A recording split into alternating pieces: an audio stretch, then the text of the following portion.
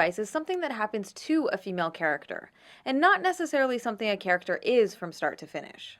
Once in a while, she might be given the opportunity to have a slightly more active role in facilitating the hero's quest, typically by opening doors, giving hints, power-ups, and other helpful items. I call this variant on the theme the helpful damsel. Indeed, Zelda is at her best when she takes the form of Sheik in Ocarina of Time and Tetra in The Wind Waker. In Ocarina of Time, Zelda avoids capture for the first 3/4 of the game. Disguised as Sheik, she is a helpful and active participant in the adventure, and she's shown to be more than capable. However, as soon as she transforms back into her more stereotypically feminine form of Princess Zelda, she's captured within 3 minutes. Literally 3 minutes. I timed it. Her rescue then becomes central to the end of Link's quest. Similarly, in The Wind Waker, Tetra is a feisty and impressive young pirate captain. But as soon as she's revealed to be and transformed into her more stereotypically feminine form of Princess Zelda, she's told that she's no longer allowed to accompany Link on the adventure because it's suddenly too dangerous for her. She's ordered to wait in the castle, which she does until she's eventually kidnapped, while waiting obediently in the same spot. It is noteworthy that in the very last stage of the boss battle, she does help Link fight Ganondorf for a few brief minutes, which is a refreshing change. However, the next time Tetra's incarnation appears in 2007's The Phantom Hourglass, she's kidnapped immediately during the intro. Later, she's turned to stone and then kidnapped for a second time. It's disappointing that even with her moments of heroism, Zelda is still damseled. She is removed from the action, pushed aside, and made helpless at least once in every game she appears in.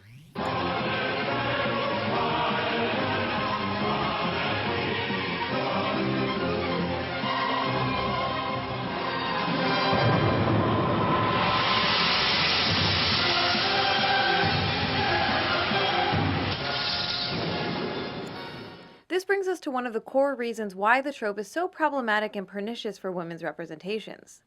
The damsel in distress is not just a synonym for weak. Instead, it works by ripping away the power from female characters, even helpful or seemingly capable ones. No matter what we're told about their magical abilities, skills, or strengths, they're still ultimately captured or otherwise incapacitated and then must wait for rescue.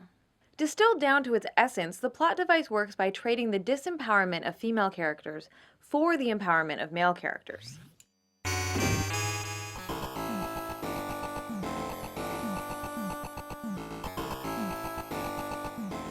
Let's compare the damsel to the archetypal hero myth, in which a typically male character may occasionally also be harmed, incapacitated, or briefly imprisoned at some point during their journey. In these situations, the character relies on their intelligence, cunning, and skill to engineer their own escape. That's better. Or, just punching a hole in the prison wall works too. The point is, they're ultimately able to gain back their own freedom.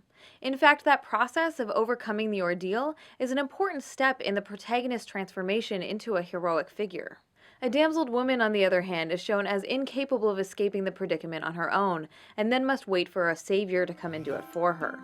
In this way, the damsel's ordeal is not her own. Instead, it's framed as a trial for the hero to overcome.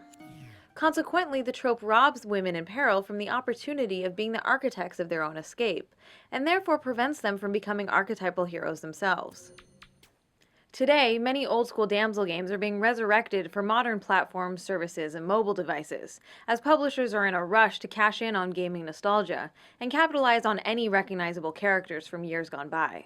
For example, Sega's 1993 platformer Sonic CD, featuring a damseled Amy Rose, has been enhanced and made available for download on a wide variety of modern platforms.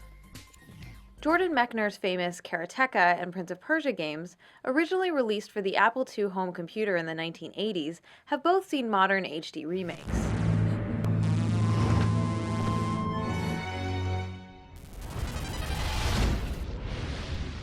And the 1983 animated Laserdisc game Dragon's Lair, with ditzy Princess Daphne, has been ported to just about every system imaginable. Please save me! The cage is locked with a key. The dragon keeps it around his neck. To slay the dragon, use the magic sword. Remember Pauline, Damsel of the classic Donkey Kong arcade? Well, she's also been revived, first in 1994's Donkey Kong for the Game Boy, and later in the Mario vs. Donkey Kong series for the Nintendo DS. Each game features a rehashing of the old excuse plot, with Pauline being whisked away by the giant ape during the opening credits.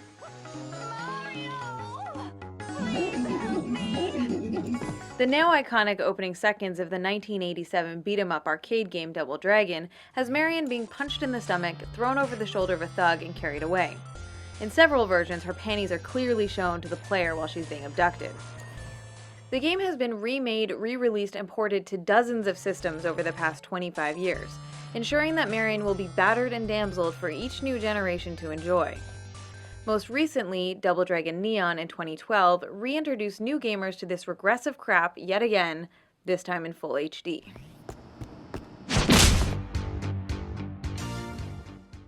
The pattern of presenting women as fundamentally weak, ineffective, or ultimately incapable has larger ramifications beyond the characters themselves and the specific games they inhabit.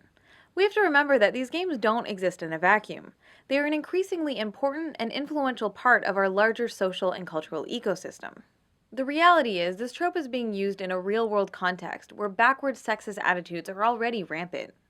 It's a sad fact that a large percentage of the world's population still clings to the deeply sexist belief that women as a group need to be sheltered, protected, and taken care of by men. The belief that women are somehow a naturally weaker gender is a deeply ingrained, socially constructed myth, which of course is completely false, but the notion is reinforced and perpetuated when women are continuously portrayed as frail, fragile, and vulnerable creatures. Just to be clear, I'm not saying that all games that use the damsel in distress as a plot device are automatically sexist or have no value. But it's undeniable that popular culture is a powerful influence in our lives, and the damsel in distress trope as a recurring trend does help to normalize extremely toxic, patronizing, and paternalistic attitudes about women.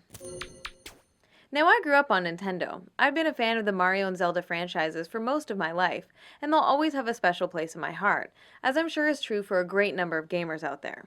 But it's still important to recognize and think critically about the more problematic aspects, especially considering many of these franchises are as popular as ever, and the characters have become worldwide icons. The good news is that there's nothing stopping developers from evolving their gender representations and making more women heroes in their future games. It'd be great to finally see Zelda, Sheik, and Tetra as the protagonists of their own games. And not just mobile DS games, I'm talking full-on console adventures. Okay, so we've established that the damsel in distress trope is one of the most widely used gendered cliches in the history of video games, and has been core to the popularization and development of gaming as a medium. But what about more modern games? Has anything changed in the past 10 years? Well, stay tuned for part 2, where I'll be looking at more contemporary examples of the damsel in distress trope.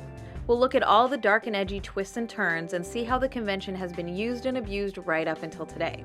Then we'll check out some games where developers have tried to flip the script on the damsel. I would like to extend a big thank you to all of my backers on Kickstarter who have continued to support me and helped make this video series a reality.